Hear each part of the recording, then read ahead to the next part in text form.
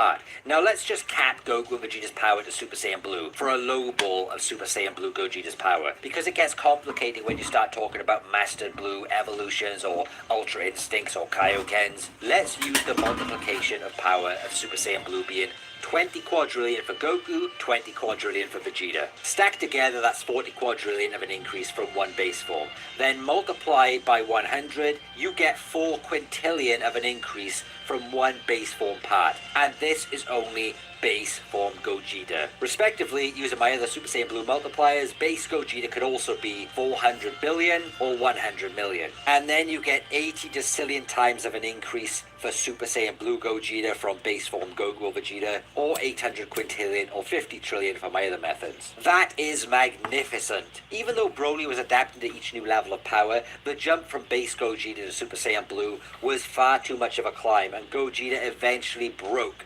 Broly's ribcage. And nowadays, Goku is combining Super Saiyan Blue with Ultra Instinct. Like, what the hell? I don't even want to calculate what that generates in terms of power. It's getting ridiculous. I know there are inconsistencies in Dragon Ball, especially when it comes to firing lasers through God powers, or other fighters without God power matching God powers. It's all for cinematics and drama. Dragon Ball bro? makes no Good to sense, see you. but How on you paper, doing? Super You know, it's Saiyan our Blue time to is a shine. powerhouse, and if you want to get serious versus battles, you could blitz a lot of the competition Come on in here out and of get you the some water in networking. Dragon Ball using Super Saiyan Blue. Blue is absolutely broken and can never be repaired.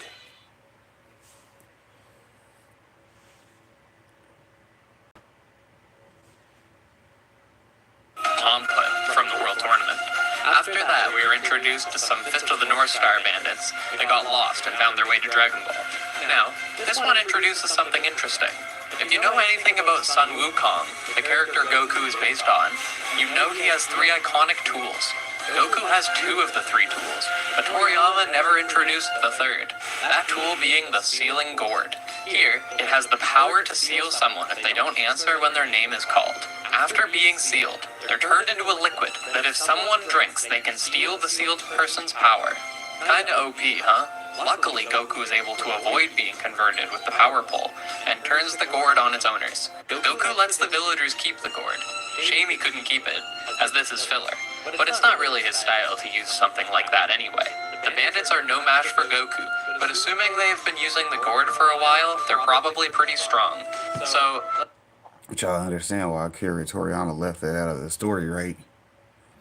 Right? I mean, y'all do understand why he would leave that part out of the story. I mean, he made it a one-off, spin-off episode to say, we're nerfing that. Shouts out to not having to write a story with that type of shit in it. Because, you know, he's a D student. You don't want to have to turn in an A paper if you're a D student. Hell no. He's like, what about the other weapon? Man, that sealing cord, how the fuck do I write a story with that motherfucker in it? Because he didn't know, okay? That's why he just left it off in a village somewhere. Said, yeah, we already handled that. We're just going to nerf that. We're just going to leave it in the village because, you know, I can't write that type of shit. I'm just a D student. Shout out to Akira Toriyama, though. Our favorite D student wrote one of the best shows ever. And it shows. Let's give them 67 and 73. Now...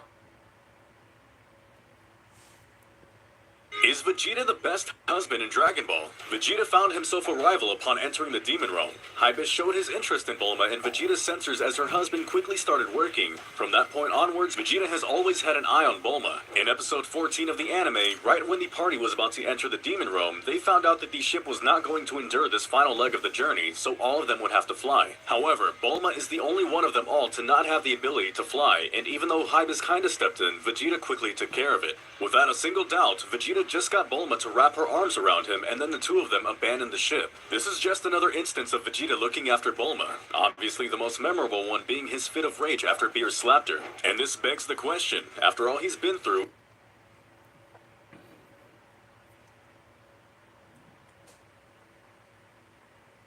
I'll be joining you both to oversee and strengthen your stranglehold while we still hold the advantage over them, Piccolo continues, but... Well, damn. I didn't finish watching that video the other day. Nah, I was at work busy. So, I ain't want to miss the end with y'all, right? Right.